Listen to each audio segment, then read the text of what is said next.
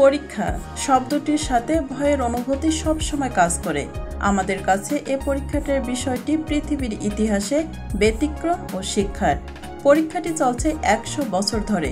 শুনে অবাক হলেও এটাই সত্যি এবং আজ পর্যন্ত সেই পরীক্ষা চলমান। এই গল্প শুরু হয়েছিল 1927 সালে। অস্ট্রেলিয়ার কুইন্সল্যান্ড বিশ্ববিদ্যালয়ের অধ্যাপক টমাস পার্নেল তখন শিক্ষকতা করেছেন পদার্থবিদ্যার। তিনি শিক্ষার্থীদের বোঝাতে চাইলেন, যেটিকে আমরা কঠিন ভাবছি আসলে তা কঠিন নয়, বরং ধীর গতির তরল। পিস হলো পেট্রোলিয়ামজাত এক ধরনের আঠালো পদার্থ, যা হাত দিলে কঠিন বলে মনে হয়, তবে বৈজ্ঞানিক দৃষ্টিকোণ থেকে দেখা যায় এটি ধীরে ধীরে প্রবাহিত হয়, যা তরলের বৈশিষ্ট্য। সেই সত্য প্রমাণ করতেই প্রফেসর পার্নেল শুরু করলেন এই বিস্ময়কর পরীক্ষা।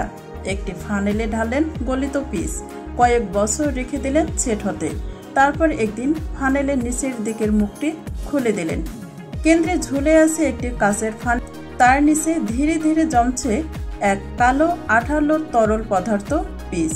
কোনো শব্দ নেই। সবাই কৌতূহল নিয়ে অপেক্ষায়, কখন পিস ড্রপ আকারে নিচে পড়বে। শুরু হলো অপেক্ষা, আর সেই অপেক্ষার প্রথম ড্রপ পড়ে 10 বছর পর।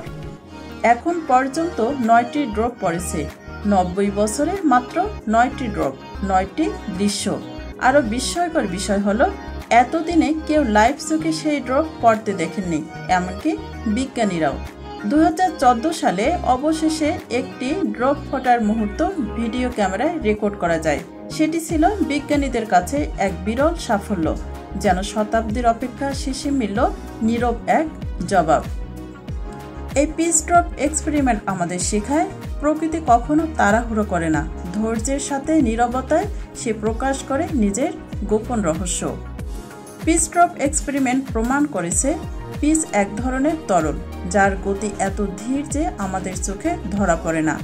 তার ভিসকোসিটি পানির তুলনায় প্রায় 100 বিলিয়ন গুণ বেশি, যেন সময়ের নিকৃষ্টতম কচ্ছপ। তবু এই অদ্ভুত পরীক্ষাটি আজও চলছে, যেখানে দর্শকরা অপেক্ষা করছে পরবর্তী ড্রপের জন্য।